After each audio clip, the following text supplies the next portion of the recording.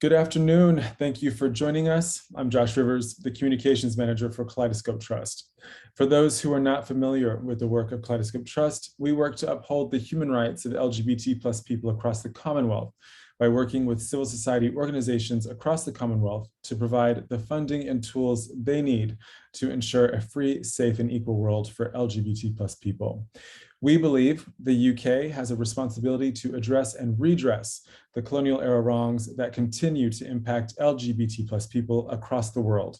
And so we also work closely with the UK government to ensure they play an active role in the liberation of LGBT+ communities. This event today is taking place as part of the Foreign, Commonwealth, and Development Office funded Global Equality Project, which is a jointly implemented project by Kaleidoscope Trust and Westminster Foundation for Democracy.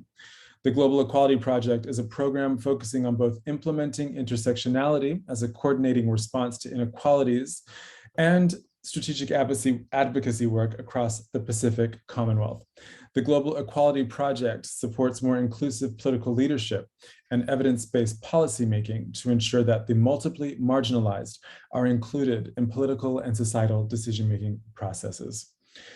Welcome as you all are arriving. I'm Josh Rivers, the Communications Manager for Kaleidoscope Trust, and just introducing our panel and our conversation today. Before we introduce our panelists, I'd like to offer a bit of context for this conversation. The Convention on the Elimination of All Forms of Discrimination Against Women, or CEDAW, as you'll hear it referred to in this conversation, is an international treaty adopted in 1979 by the United Nations General Assembly. As part of the Global Equality Project program, Kaleidoscope Trust has updated our CEDAW tracker, which tracks how states across the world are progressing on laws and statutes that support women's equality. Our conversation today will explore the potential and limitations of CEDAW, illustrated by the insights and expertise of a really wonderful panel. Just a bit of housekeeping. We will have some time for a Q&A towards the end of our conversation. Please do use the Q&A function at the bottom of your screen if you do have questions throughout the conversation, and do not put your questions in the chat. We are likely to miss them. So please do use the Q&A function. And we're expecting to be here until about 4 o'clock. Ajita, Dea, Sophia, we're also expecting Steve Letsike from South Africa to join us, but she is currently in transit to catch a flight. So we might not see her, we might see her for a bit, but we're easy breezy. We're just going with the flow. Ajita, Dea, and Sophia, let's start by having you each introduce yourselves, and I'm going to go in the order I can see on my screen. Ajita.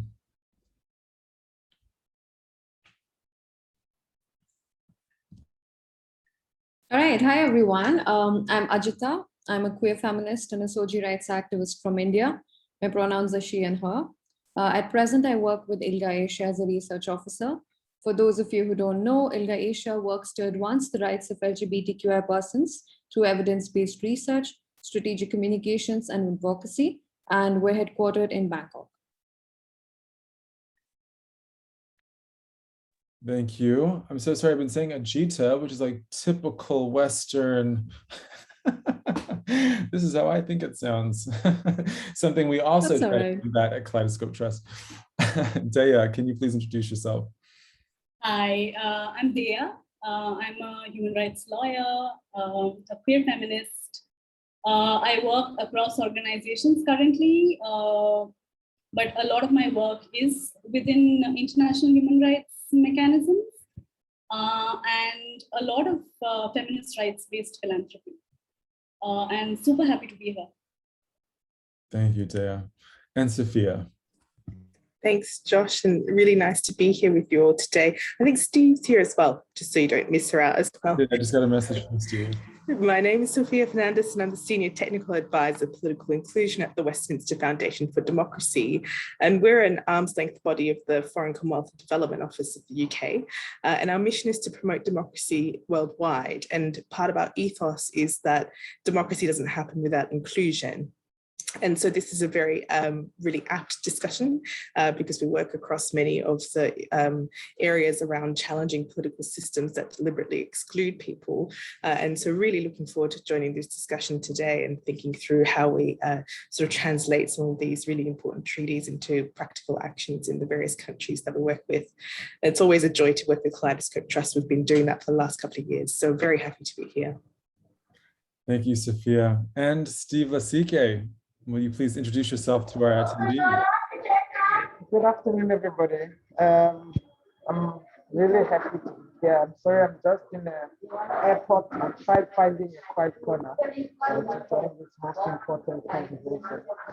I'm Steve Letsike. I'm the Executive Director of Access Chapter 2. I'm also the chairperson of the Commonwealth Equality Network. And I think it's quite important that we don't miss a very relevant CEDAW committee that is really also mandated to monitor, what countries and member states of the UN are doing in response to the elimination of discrimination. And I think over the years, we've seen quite a lot that is taking place. I hope you can hear me, but yeah, I'm happy to join the conversation. I'll remove the mask if the problem may make it better. Is this better? That does make it better, but we don't want you to put yourself in harm's way. We'll do our best to accommodate you with the mask on if you prefer to keep it on. Steve is also the chair of the Commonwealth Equality Network. And for those who don't know, the Commonwealth Equality Network is a network of over 60 organizations working to uphold the human rights of LGBT+ people right across the Commonwealth. And as of 2017 is the first and only accredited LGBT network in the Commonwealth. So Steve has a very important role to play managing and administering this important network. We're going to jump right in, and Dea, I'm going to start with you. You've done an incredible analysis of the progress CEDAW has made over the past year, and this analysis has informed the updates that we've made at Kaleidoscope Trust's CEDAW tracker. Could you provide a brief overview of what CEDAW is and what is it supposed to do in the world? Good question, though a lot of it you've already answered by telling us what CEDAW is, what it stands for. So thanks. But really, CEDAW is actually called the International Human Rights Bill for Women. And it was adopted by the UN General Assembly sometime in 1979, and it came into force around 1981. It's been about 39 years since it's been in force. The original goal of the CEDAW convention was to, in some way, promote the rights of women. Are you able to hear me? I can sense that you're not. Okay. Yeah, we're listening intently. Okay. Promote the rights of women and basically put them at par with men. That was the goal sometime 39 years ago. I think, and we'll discuss it, we've moved far away from that goal. We've gone into newer things. It described what discrimination is.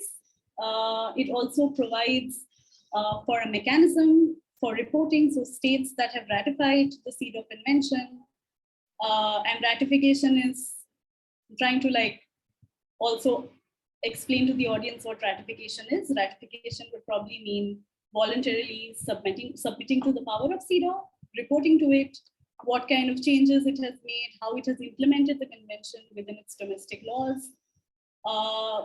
The CEDAW also provides a definition of sex-based discrimination. And it also provides something that we would call substantive equality. So it goes above and beyond just formal equality, and formal equality would mean making men and women equal in the law. And something amazing that CEDAW does is also look at the equality of results. So it's not just enough to put into place certain mechanisms, certain systems, but also to see what state parties have been able to change when it comes to the position of men and women. So there's an efficacy metric, if you will, as built into CEDAW, right? It's not just to get to design a program. You have to actually be able to measure the impact of that program that Yeah. statute, that law? It's a long-term goal. Like I said, it's been 39 years. The goals of CEDAW definitely have changed. But it is not just a mechanism to talk about equality, it also measures it in some way, I think, which is what we've been able to do with the tracker, also see where states stand when it comes to their understanding of women's rights and where CEDAW stands when it comes to their approach, the committee's approach to how state parties understand rights.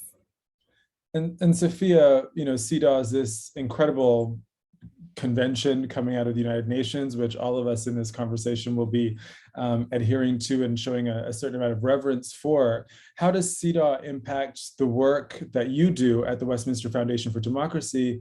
Or to say it another way, what's made possible through treaties like CEDAW? And how does WFD express that possibility and potential? Yeah, thanks, Josh. I mean, so when we work with political systems, and particularly with countries that are trying to, embrace democratic principles, opting into the international community and standards set by the international community is an important thing. And so when we see this a little bit in the discussions that are coming out in the war on Ukraine, the terrible events that are happening there, but Russia being held to these international standards to say, well, this is sort of the red lines around by which we're willing to participate in the international community or not. And CEDAW, I find, is one of those treaties that sometimes gets a little bit sidelined because it is, as Dea very rightly said, the sort of gender equality bit in the human rights sort of architecture. And so I think for the work that we do, it's important to look at this as sort of like a baseline. And the metrics are important. I mean, as Dea mentioned, it's about measurement. And in a way, sometimes metrics work and they don't work. They work because you can hold governments to account, you can hold executives to account, civil society can use this to, and we see this through the CEDAW shadow reports, for example, to hold governments to account. On the flip side, you also get governments sort of saying, oh, well, these metrics are, need to be nuanced, or they're a bit biased, or there's all sorts of sort of excuses sometimes given around metrics. So we do have to take metrics a little bit cautiously. But because we've had, 39, 40 years of this treaty in place, we've got 39, 40 years of data to use and really use that and hold that in our discussions with government. Sorry, then you might hear a siren going past outside my window, so I'm sorry if that's impacting the noise quality here. This is the challenge of working from home. Or in any city in the world, for that matter. That's right. So I would say, for us, it opens up a door because you're saying, okay, at your baseline, what are you at with CEDAW here in your country? And then from there you can build and look at, the very many other international commitments that countries have made around gender equality. But yeah, to use that as an initial kind of accountability point. So just to drive this particular point home, CEDAW is not some kind of esoteric agreement created at the United Nations with no real world application. Organizations like WFD, ILGA, the work of Dea is all informed and kind of working towards adherence to this and ensuring that other people adhere to it as well. Yes, absolutely. I mean, there's a lot of countries in the world that have specific parliamentary committees that specifically look at adherence to treaties, for example. So then this would come in under that parliamentary committee, or many women and equalities type committees in Right. around the world will look at the country's sort of application of CEDAW, and particularly some of the rights that were enshrined in there, particularly around, for example, employment rights, around education rights, around labour force participation, and certainly I know that we're going to touch on Rosanna's fantastic win yesterday, the news of that, so I won't spoiler it. But being able to use that to now hold this up to of course sexual equality as well. So I think there is value in using CEDAW. As I said, it's about trying to integrate this into your broader discussion about rights and not sideline it into the sort of gender bit in the way that countries can do.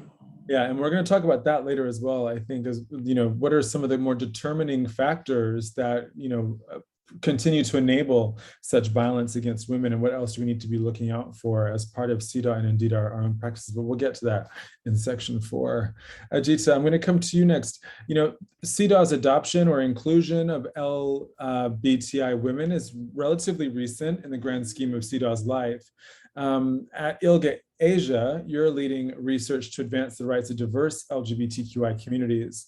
In that context, and with this kind of recent addition of the rights of LBTI women into CEDAW, what is the potential role that CEDAW plays in advancing sexual orientation and gender identity rights? Thanks for the question, Josh. Yeah, so like I mentioned, I work with ILGA Asia, and a part of my job is to engage with international law and UN mechanisms in order to advance SOGIESC rights in the region. And within that context, CEDAW is particularly useful for addressing discrimination and violence faced by women based on their SOGI, since the CEDAW is the only treaty, like they are mentioned, that seeks to address gender-based discrimination along both civil and political, as well as economic, social, cultural rights. And this makes this treaty rather unique because it's this intersection of both civil and political and economic, social, and cultural rights, which it's able to achieve. Further, the CEDAW is also considered as an evolving document and a part of an evolving human rights treaty system, which essentially means that with evolving social issues, so to say, or identities, the CEDAW must evolve itself to include and address more of these nuanced identities and nuanced issues. Therefore, when one looks at CEDAW, with the hope that it will expand its scope to address the issues faced by all women, which includes LGBTQI women, as well as those who are sex workers. So CEDAW's potential role and responsibility, I would argue, as the only treaty that addresses gender-based discrimination, would be to actively engage with SOGI-based violence by addressing the nuances of LGBTQI lives across diverse political and legal regimes. And to give you an example, LGBTQI women from Asia, for instance, would face multiple forms of discrimination, not just based on their SOGIESC, but also based on their race, ethnicity, religion, or profession. And when I mean profession, I mean sex work, for instance. Therefore, the committee must address the fact that when asking for LGBTQI rights within the scope of CEDAW, the LGBTQ activists are not essentially asking for a new set of rights, but merely asking for the application of existing international human rights law and principles of equality and non-discrimination. Which heretofore might not have explicitly named these communities and people and the specific violences that they face. Is that right? Right. Yeah, okay. Right. Yeah. Thank you for that. Steve, I'd love to come to you. I think Steve is going to keep her camera off to improve her audio, but Steve, of course, if you do want to turn your video on, we'd love to see you. You do incredible work, not only as the chair of the Commonwealth Equality Network, but as the director of Chapter Access 2 in South Africa, one of South Africa's leading LGBTQI human rights organizations. Can you provide some insight on how CEDAW impacts the communities you fight for and represent? Yeah, no, thank you so much, Josh. I mean, I want to share, an experience as well, because I think when South Africa was submitting a country report, which was a 10-year report from 1998 to 2008, as LGBTI community and civil society, we wrote a charter report, of which we were able to even articulate agenda of the LGBTI, some of the priorities. And I think it was also a missed opportunity for the country to actually brag and shine about some of the progressive legislations we have in that period, whether it's sex exchange act, whether it's a civil union act, and so many others.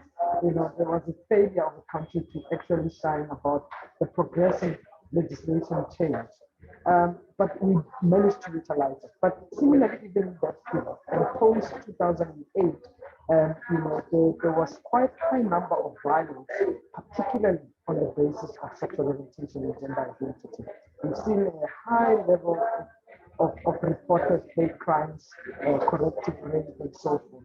And in that period, we managed to actually secure recommendations by CEDAW. And those recommendations by CEDAW came to Parliament to actually enact and establish the Gender-Based Violence Council in 2011. So we've managed to actually utilize the mechanism of CEDAW to monitor the country, but also come back and change exactly what needs to be happening in the country. Now, at the second aspect of it, it's about what happens with other countries. And I do think a lot of countries are continuously sharing and actually writing shadow reports in order to actually challenge their member states or challenge their countries in order to elevate some of the priority issues. So I think it was quite an important aspect for us as a country, but also it was also an example and a best practice for many other countries in the region to utilize that. And that perhaps links back to what Ajita said, that that CEDAW is an evolving document, and so this case. And just for those of you who may have had trouble hearing Steve, I've put one of the notes. I had to think at the same time, so I put one of the takeaways from what she said that I think is particularly relevant to this conversation. That CEDAW isn't, again, just some lofty thing somewhere in Europe, but that is actually implemented and utilized in countries around the world as an evolving document, as Ajita said, and to hold the country to account. Here's what you signed up for, and what are you going to do to make sure that women and those of diverse sexualities are protected? There seems to be a reckoning of sorts within and beyond the global human rights space about the impact of colonialism and a more modern white saviorism, and indeed an ongoing conversation about ensuring that our interventions are culturally specific and culturally relevant. What works in the UK, for example, where Kaleidoscope Trust is based, is unlikely to work in other parts of the world. Ajita, in thinking about CEDAW, how do we ensure mechanisms that originate here in the global north have impact and cultural relevance in other parts of the world? That's a really important question, Josh. Thank you. And I think it's something that all institutions based in the global north should constantly reflect upon for their work to be relevant and meaningful to individuals in other parts of the world. It's important to remember that those who are in the global south have lives that are complicated by a variety of factors, including their race, religion, their profession, as well as the economy, ecology, political climate, and the legal regime that they're born into. Therefore, the lens of intersectionality is crucial to understanding how sexuality and gender work in life as well as in law. And hi, can you still hear me? Yeah, can you still hear me? Can still okay, hear okay, you. sorry, my AirPod just decided to fall off. So yeah, so I was saying that in order to defend individuals from being targeted on the basis of their sexuality and gender, therefore requires thinking about their lives and bodies as a whole, and understand how race or caste or ethnicity or faith or geography helps shape experiences of people and also the way they express their sexualities and genders. Therefore, mechanisms, and this is beyond CEDAW, but definitely with respect to CEDAW, one must organize a mechanism like CEDAW within a framework of multiple oppressions in order to ensure the genuine commitment of states and civil societies to advance the rights of sexual and gender minorities, so to say. And it's important for me at this point to ask us all to reflect upon the fact that if communities from the global south don't see themselves represented within these spaces over and over again, then at some point they would refuse to imagine a shared future with the global north. And this has been in some situations, not all, because we have a fantastic example from Sri Lanka. But in some situations, it has been an intergenerational erasure of communities of color within these mechanisms. And that has led to a situation where they might stop engaging with these mechanisms altogether.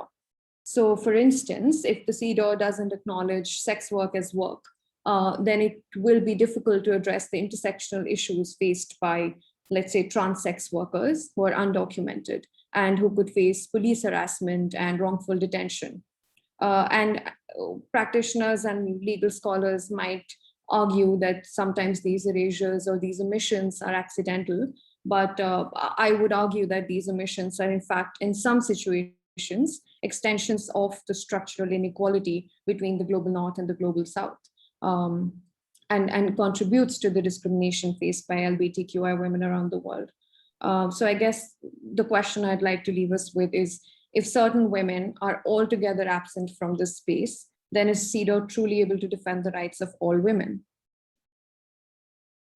That's a fantastic question, Ajita. And I think there's an important point to labor here as well, that we have, across the human rights ecosystem, we have treaties and agreements and provisions around equality. And there are sometimes, part of this erasure is sometimes that people don't understand how they're being used by people in other parts of the world, right? And this is what we're trying to kind of complicate at Kaleidoscope Trust, is to say that, yes, it may have started here and it may be upheld here in any number of ways, but you should also see how this is being utilized on the ground by people who you've never even considered to be part of like the originary documentation. Yeah, so thank you for elucidating that. And I also like the fact that Ajita just offered a brilliant definition of intersectionality. Another great point to labor.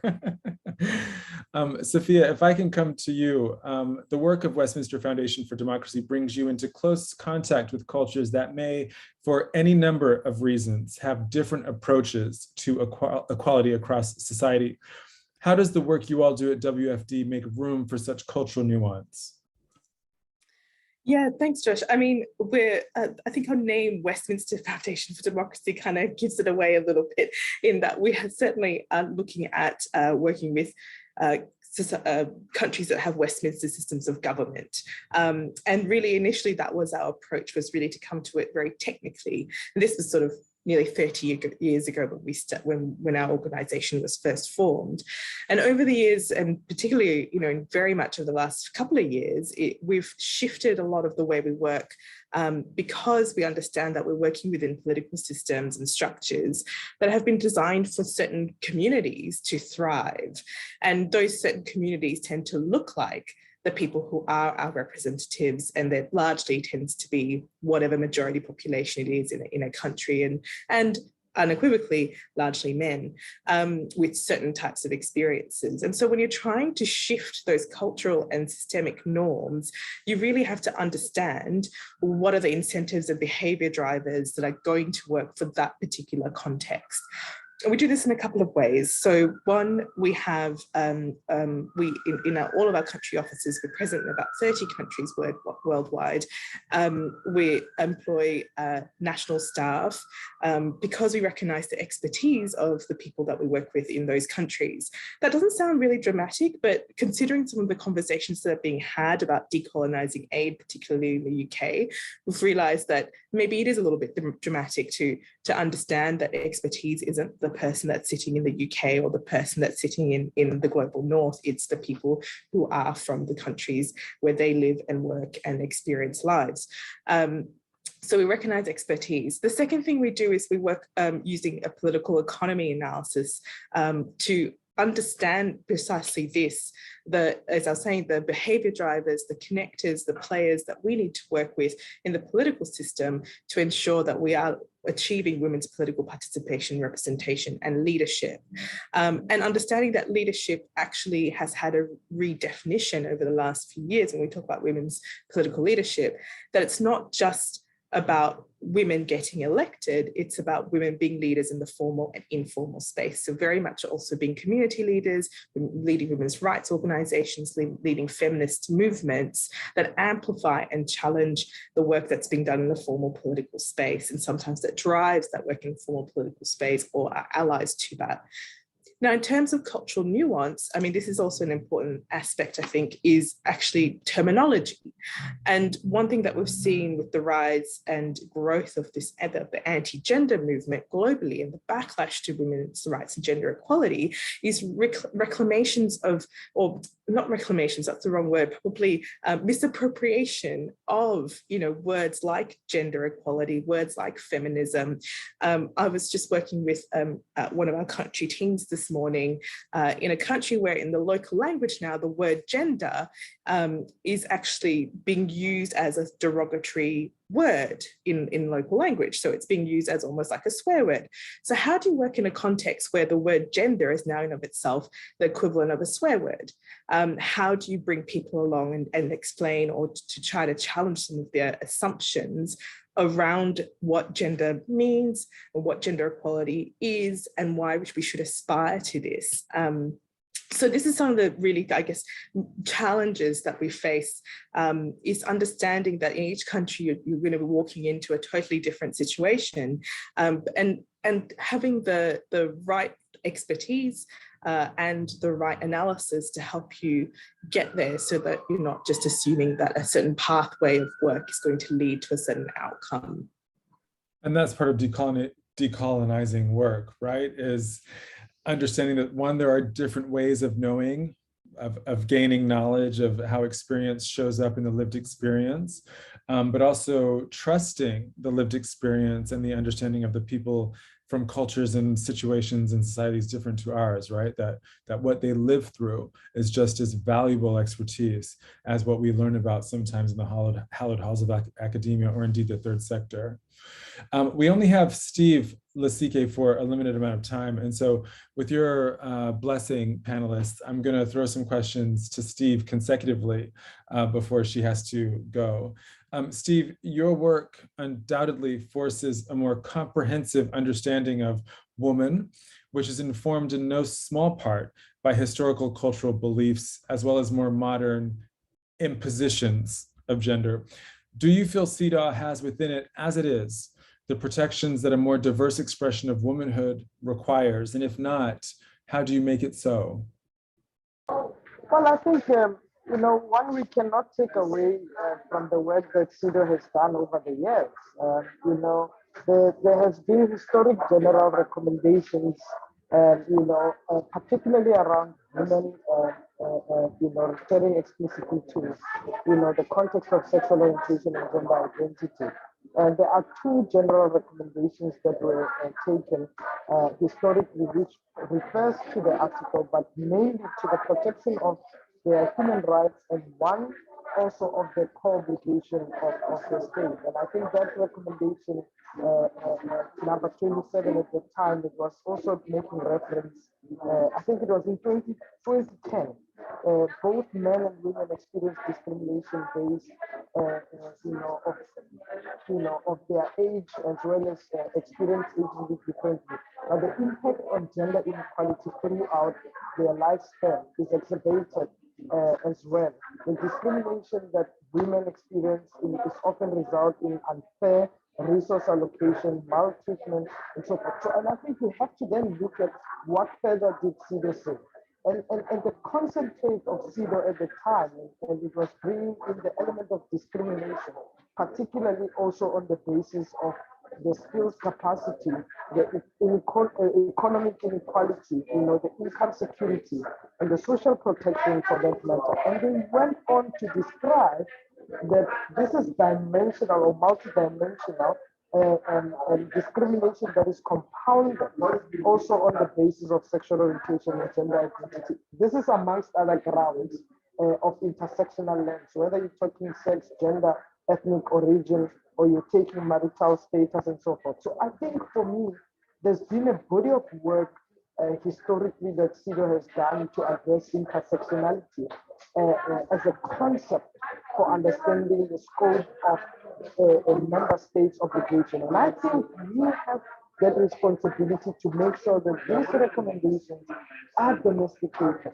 I think we've used the mechanism of CEDAW to domesticate it and to make actually sense of what our own government must be doing. And I think we have to ease that kind of language of what we sign up internationally and also how this correlates to our national laws. And I think for us, that has been quite instrumental to pull the adoption and the persuasion of policy and program designed to eliminate such occurrences, particularly on discrimination. Thank you, Steve. So there's an acknowledgement there of the incredible activists and women who've informed what CEDAW is today over the course of 30, 40 years, and a call to continue to evolve what CEDAW is and how it's used in country. I want to make sure I summarize that properly. If there's a new protest, please put it into the chat. Steve, I'm going to ask you this last question for you, and then you can get on.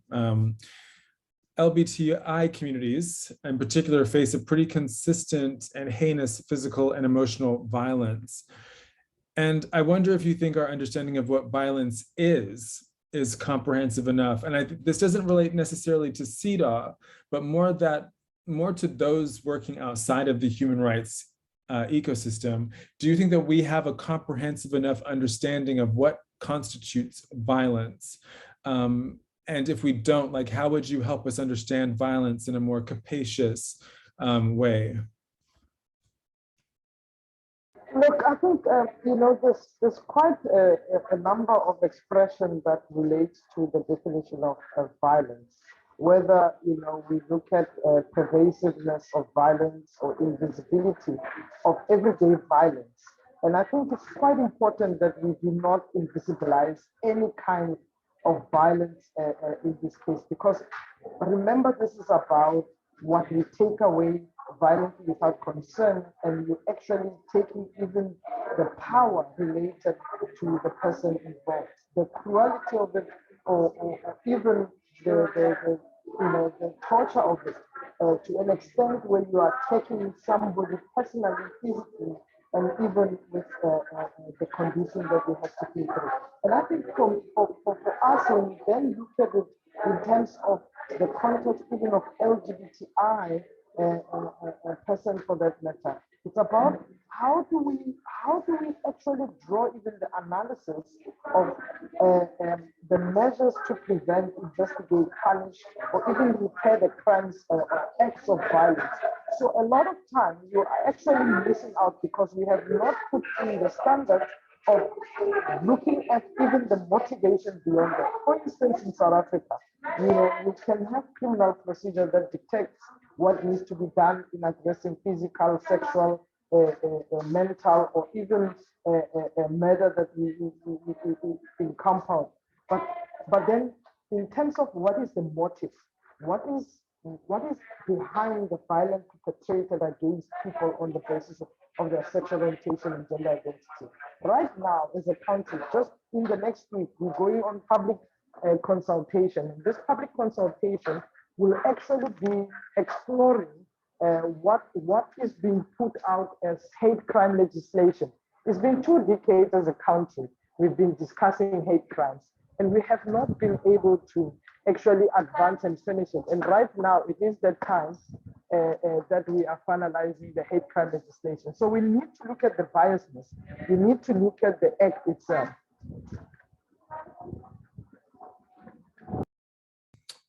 The 2 years doing this, and I still have myself on mute. Thank you, Steve, for your wonderful contribution to this conversation. I'm conscious that you have other things to do and need to shake a leg. If there's anything you'd like to leave our attendees with today, please do leave a short message in the chat box. Dea, I'm going to come to you because I think that Steve has raised a really important point as part of her last response. One of the things I'm unsure of, and I'd like you to help me understand, is does CEDAW account for the ways that violence must be interrupted before women are met with it? So I'm thinking of a conversation I had with an activist in Southern Africa who said that her work is mainly around providing shelter, safe spaces, and resources for women who've experienced sexual violence, but that her work has now extended to include young boys. And the hope is that she intervenes before these young boys become men who commit acts of violence against women. And so that got me thinking, okay, well, does CEDAW look more broadly at some of the more structural determinants of the causes of violence that women experience and which CEDAW is hoping to redress? Great question. I think something that's very useful to know is that violence is not defined within the CEDAW Convention. It talks about discrimination, but not about violence. And because, we have probably all kinds of people in the audience, the articles of the CEDAW fall into mainly 3 groups. The first set of articles sort of explain the nature and scope of the state's obligations. The second set of articles targets specific forms of discriminations and outlines measures that the state must undertake to eliminate discrimination. Again, discrimination but not violence in each of these areas. And the last set basically governs the procedural and the administrative matters. Basically, how the CEDAW reporting piece works. You will be surprised to know that the general recommendation, now the CEDAW committee puts out some things called general recommendations. They deliberate upon a certain issue and basically put out a larger document on this issue. So only in July 2017 did CEDAW talk about violence for the first time. So this is General Recommendation 35. And it is here where the CEDAW committee for the first time took upon itself to put out what violence meant, what state parties could do, and how different types of violence affect different constituencies. And these pieces are important because, as I said, since 1981 to 2017, it has taken CEDAW a while to understand how it wants to look at violence. So CEDAW committee also probably did its own research to come to an understanding of violence. And it took into account various communities. It was not just about women. So disabled women, trafficked women, young and adolescent women, indigenous women, lesbian, trans, intersex, and bisexual women. And it provided recommendations to the state and its various institutions, whether it was legislative, judicial, administrative, to put in certain mechanisms and processes to prevent violence. I think this was one of the pieces that the recommendation spoke about. It was about prevention, not just redressal. And it targeted all institutions. So we were talking about interrupting violence before it starts. I think it held a lot of state parties to account, saying that use these institutions to prevent violence first and then go into redressal. A very important piece also is around this idea of, or this concept of temporary special measures that the CEDAW Convention outlines. It's measures to speed up the achievement of women's de facto and substantive equality, the piece that I was talking about before. And these temporary special measures are basically to effect change in the structural, social, and cultural institutions necessary to correct past and current forms of discrimination. So CEDAW's idea of violence basically is subsumed within discrimination. Another piece that is really important to understand is in a lot of, there are many pieces here, but I don't want to use jargon. So the CEDAW also provides certain concluding observations to state parties in CEDAW sessions, which are a lot of recommendations on how state parties should look at gender violence and what they should do. So in these concluding observations, CEDAW took into account several forms of violence that are contextual. So in certain parts, it was talking about online bullying. In certain countries, it brought women into the domestic violence legislation. And I feel like these are important pieces to talk about, even though violence is not within the convention. Yeah, and this is really interesting. I'm trying to formulate my thought here, but I wonder if my assumption that CEDAW would address violence specifically reveals something about what I understand women to be confronted with the most around the world, right? I wouldn't think of discrimination per se. I would think of discrimination, but the first thing I think of is violence, right? How do we combat violence against women? So it's very interesting to find out that the addition of violence is relatively recent. Yeah, and no, go for it. Please go ahead. I think the beauty of CEDAW lies in the fact that the idea of discrimination And the concept of discrimination holds within itself a lot of things, not just violence, but also violations. And I think this piece is very important around prevention. So what you talk about institutions and structural determinants, I think a lot of the prevention pieces within the general recommendations or the state party recommendations talk about prevention. So these are actual, and I know we'll get to this question later, urging to state parties to do certain things, in order for violence to not happen. And these are specifically targeting state institutions. Thank you, Dea. We're nearing the end of our conversation. We have about 15 minutes left. And so I'd like to open the floor for questions before we conclude my line of questioning, because I'm trying to end on a hopeful note. And so I wanted to see if any of you have questions that you'd like to ask. I don't see any questions in the Q&A, but as panelists, can we give people a few minutes to raise their hand or type a question in? In the meantime, I will read back some of the comments we've had in the chat. The question of who gets access to these spaces is such a critical one, given that a significant part of the work that IWRAWAP does is facilitate the engagement of NGOs with the CEDAW committees at the reviews. We've been thinking more about how to increase treaty body accountability towards these groups. And to that end, we've newly developed a CEDAW scorecard. The scorecard is designed to act as a tool to assess the committee's responsiveness to the concerns of NGOs, including whether or not the issues brought up in the shadow reports and oral statements are satisfactorily addressed in the concluding observations. That feels important as well. We should define what accountability is as well, because my understanding of accountability is that you can't be accountable to someone you haven't agreed to be accountable to, right? So part of it, my understanding of what's happening here is that organizations like the one that Nadia is representing are trying to get CEDAW committees to agree to be accountable to NGOs and CSOs. Okay, I'll move on to the last line of questioning. Oh, yeah, I will get there, Stelios. He's very excited to talk about this. I am too, but we'll get there. Don Hassar from Himachal Queer Foundation in India says, thank you for having this much needed and important conversation. Thank you very much for being here. So since there are no questions, I'll move on to the last part of the conversation.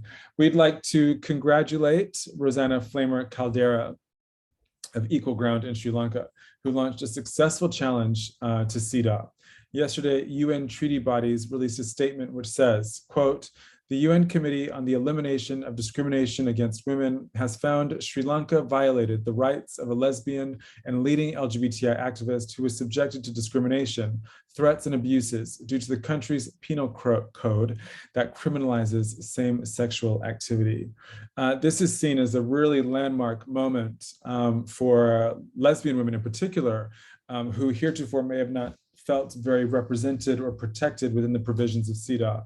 And so we'd like to kind of hark back to Ajita's statement earlier that we should view CEDAW as an evolving document that is absolutely pliable to an ever-evolving understanding of what it means to be a woman, a multiply marginalized person in the world.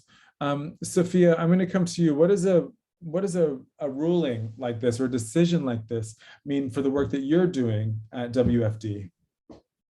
I mean, I think it's a precedent, which is really important in the work that we do, because it's again about that accountability mechanism to be able to say to governments, executives, you can't get away with this anymore. And it's the same way some of the European Court of Human Rights judgments have worked across countries in Central Europe, for example, where countries are being taken to the European Court of Human Rights on abuses against LGBT+ people. And those rulings puts that extra pressure on that country to then reform legislation. And going back to what Dea was saying about the definition of violence and even the redefinition of violence, this is really important in the work that we do, particularly around violence against women in politics. Because when and you're right, Josh, I think when you think about what are the barriers to women being able to live full lives and what are the barriers women being able to participate in the political space, it's violence. And so when you start to define violence and start to talk to just about every single woman MP I've worked with in the entire world has examples of experiencing violence against women in politics. And once you've defined that as a gendered form of violence, they recognize that this is something happening to them, that it should be unacceptable and is a barrier to their work, and is a barrier to them fulfilling their obligations and their rights to be representatives and leaders in their communities and in their countries. That this type of violence is attacks against the dignity of the person.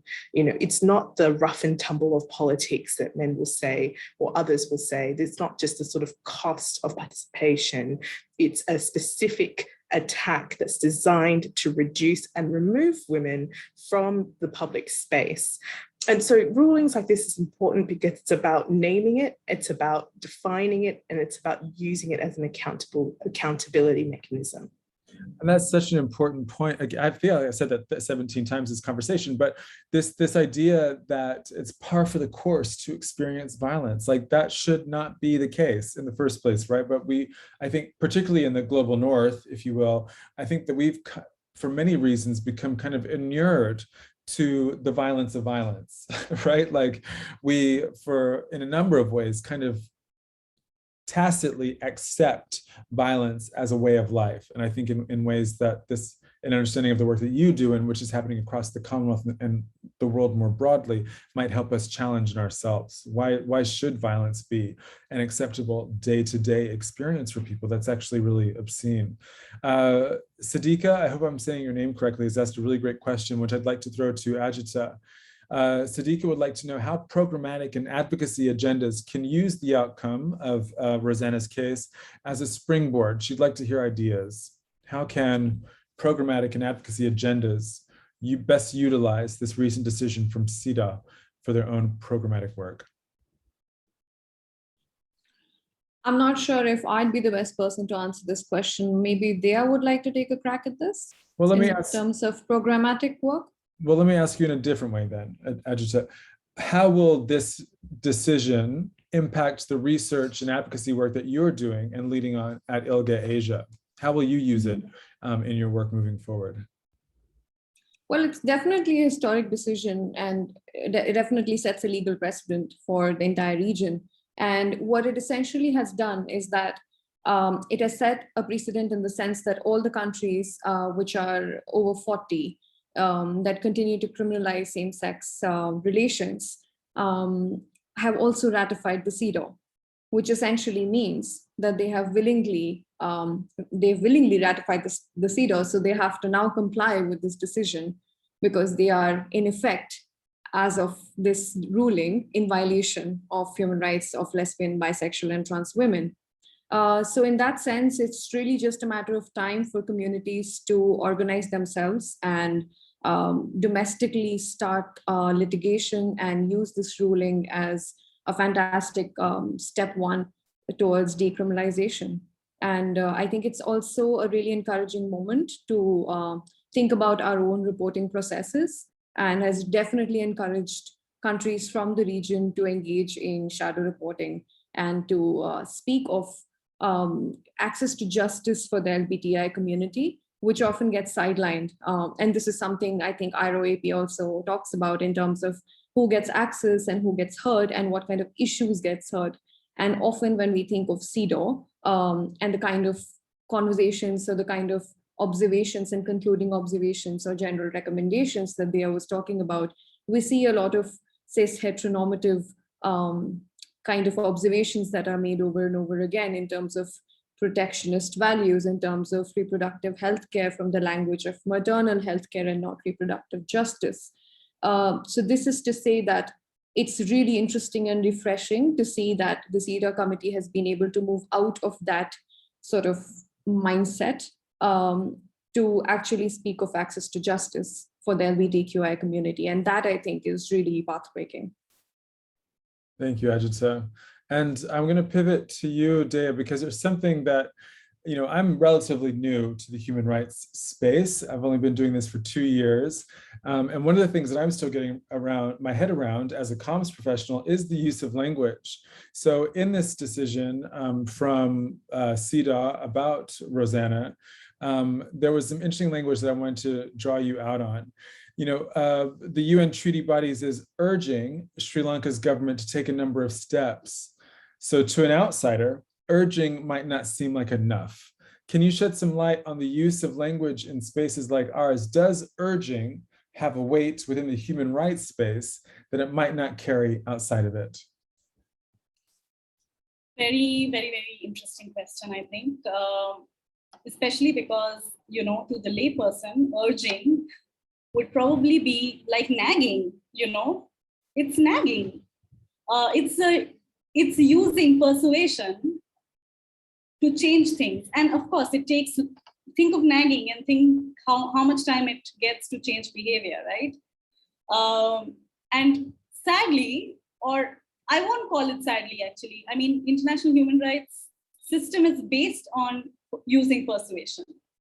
A lot of us look at international human rights and countries, right? There is a hierarchy.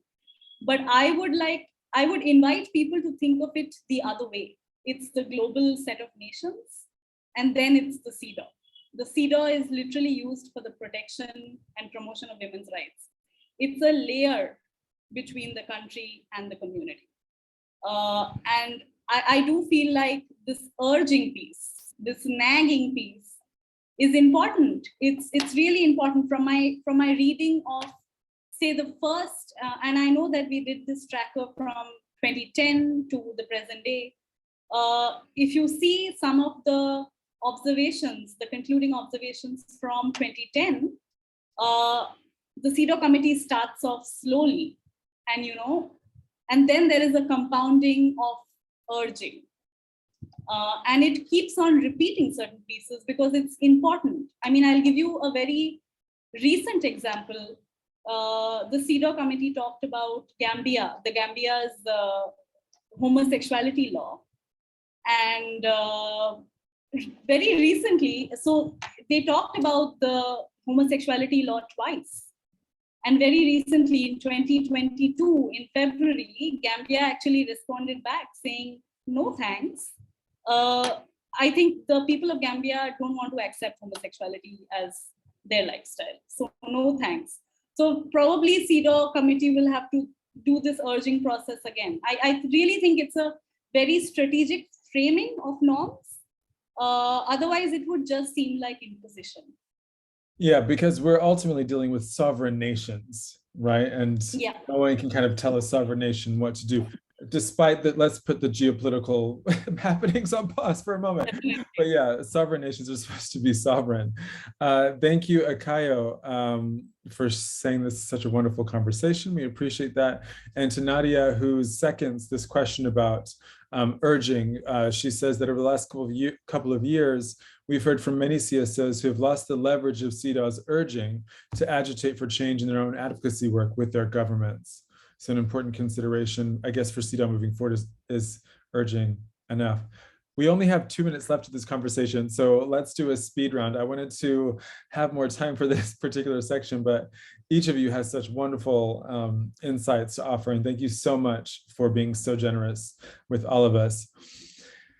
Sophia, bring it home for us. What are you learning from women around the world that you're applying to your work? So the really exciting thing that's happened over the last couple of years, despite COVID, despite geopolitics, is that we've consolidated the evidence. And again, this comes a little bit to metrics, but we've consolidated the evidence of what happens to democracies, what's a gender impact on democracies. And the outcomes we've found is incredible. When feminist movements make a difference. When you invest in women's rights organizations, you see outcomes on people that impact people's health, their education, their infrastructure access, their livelihoods. And when I say health, it's things like access to sexual and reproductive health.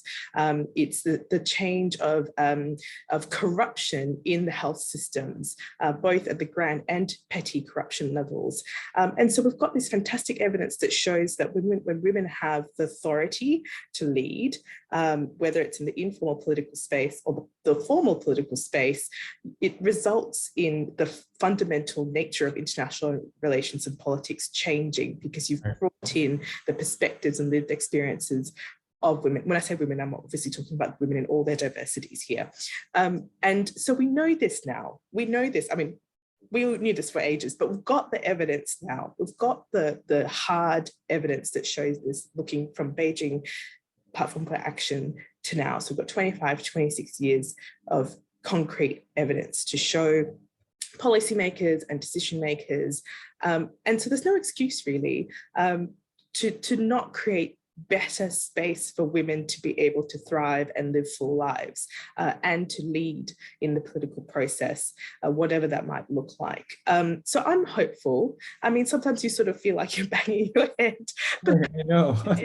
negatively. I mean, I'm hopeful because it's sort of, you can't shy away from this. And so I hope that people in all of the work that we do take this and use it, and use mechanisms like CEDAW, like the CEDAW tracker that's showing us what's happening around the world, use this evidence, and then start to create that shift and change that we hope to see for the better. The other thing I'll also say is that we understand the online space a lot better than we did 10 years ago. And we understand that this space is not a friendly space to women or any person who's vulnerable or a minority. And we're challenging that. We're challenging the structure and the setup of that space globally. We see really great challenge to that. And I think that that's a positive, that we're holding those spaces to account as well. But I'll end there. Amazing. Thank you for that, Sophia. Ajita, what about you? What does the international human rights community need to consider when thinking about formulating policies or taking action to advance women's rights around the world? Thank you. I think when we speak about the international community, we must acknowledge that this is where the decision-making power and the resources are. So I think one of the key issues to be considered is how allocation of resources is a political decision. And I'll tie this back to the example I was just giving in terms of how sometimes funding is funneled towards reproductive healthcare or maternal healthcare, which is often seen as directed at women who participate in cis heteronormative structures, while sidelining issues of LBTI women. Secondly, the international community must also consider that access to these spaces in terms of engaging with these mechanisms, and like IROAP was mentioning, who gets heard by these communities and who doesn't, is also often a political process. So quickly, for an example, lesbian and queer women in India, despite decriminalization of same-sex relations, face severe obstacles to justice and often face arbitrary arrest and wrongful detention. And there have been high court judgments that acknowledge police harassment and abuse directed at LGBTQI women. But how often do we see these issues reflected in concluding observations or general recommendations? Therefore, the CEDAW committee must make an active effort to seek inputs from LGBTQI groups through reporting processes, especially by those underrepresented groups, in order to comprehensively account for the discrimination faced by all women. And to end on a positive note, I think the ruling in Sri Lanka really has given us that hope in terms of those particular kinds of women having been heard. Thank you. And again, shout out to Rosanna for putting herself on the line like that for this amazing landmark case. Dea, I'm going to do a bit of a curveball here, because I think that we've answered the question I was going to ask you about what CEDAW needs to do to ensure that discrimination and violence against women is tackled for good. What would you say to people outside of the human rights space about what they can do to ensure that mechanisms like CEDAW, that movements for equality are fully supported? What does their interaction with CEDAW help? It is a curveball, Josh. I do think that it is important to see whether we are from the human rights, network, or whether we are outside of it. It's important to see CEDAW's power as a living document, as a mechanism that allows change. I don't know if you went, and this is also to the audience, Rosanna's case took over 8 years. It takes that much, it really takes that much of patience, of understanding the system, of navigating it. So to, I will leave people with this note: CEDAW is powerful. It's an extremely powerful document. So yeah, please go back and check our tracker. But also, it is important for the CEDAW committee to look at its own positionality if they are hearing us, with respect to whatever Ajita said, of all the intersectional identities that it has taken a while to get to. Thank you so much.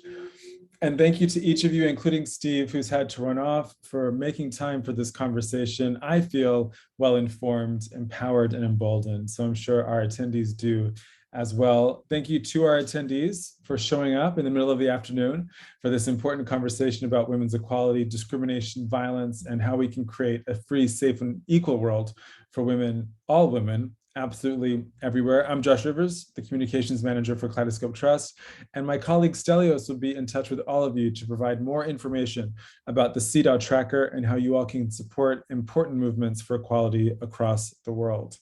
Thank you so much for coming. See you all soon. Thank you so much. It's been a pleasure. Thanks very much. Thank you. Goodbye. Bye.